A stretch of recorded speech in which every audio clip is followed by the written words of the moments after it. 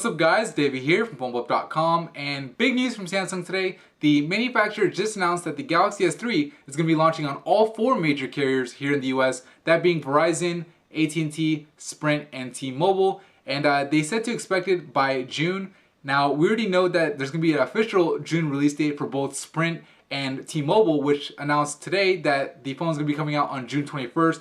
Verizon hasn't given us an official release date just yet, but they're already taking pre-orders, so expect it sooner rather than later. And while we haven't heard from AT&T, we expect that to change in the near future, and really expect them to follow suit with the other carriers, launching it sometime in June. So anyways, this year's Galaxy S3 looks to be priced at $200 for the 16GB version. This is according to both Sprint and Verizon, who have already released the pricing information. Anyway, $200 for the 16GB version with the 2-year contract, and $250 for the 32GB version. So a $50 difference for 16 gigs. Not that bad. Honestly, I'll probably opt for the 32GB version. Anyways, this year's Galaxy S3 is actually very similar to the international version as far as the way it looks. The screen size is exactly the same. You have the same capacitive buttons on the front. You have that same physical home button, which, you know, before in the US versions of the Galaxy, we haven't seen any physical home buttons, where the international versions of the both S1, S2 had that home button. So it's nice to see that, you know, we're getting the same type of phone, you know, worldwide.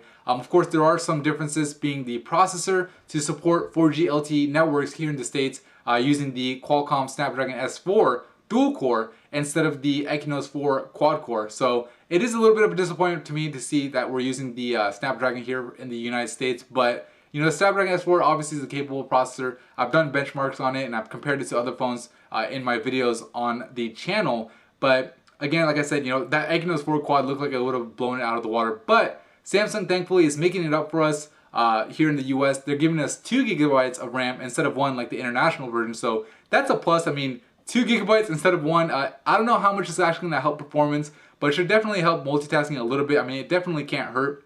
So that's definitely nice to see. But as far as all the other, you know, features and hardware, it's all the same. I mean, you have the same 8-megapixel camera on the back, that 1.9-megapixel camera on the front, capable of 720p.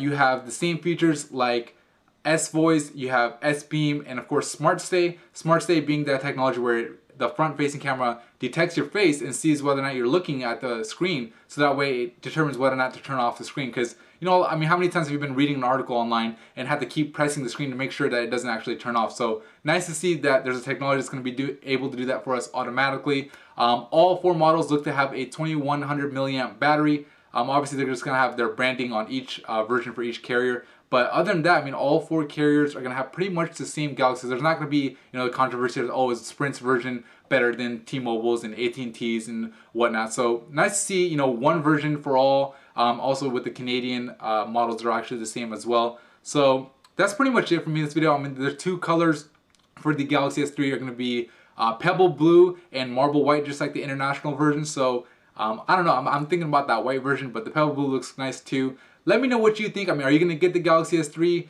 Are you going to hold out for the next Nexus phone? Or what are you thinking? But anyway, leave your comments below.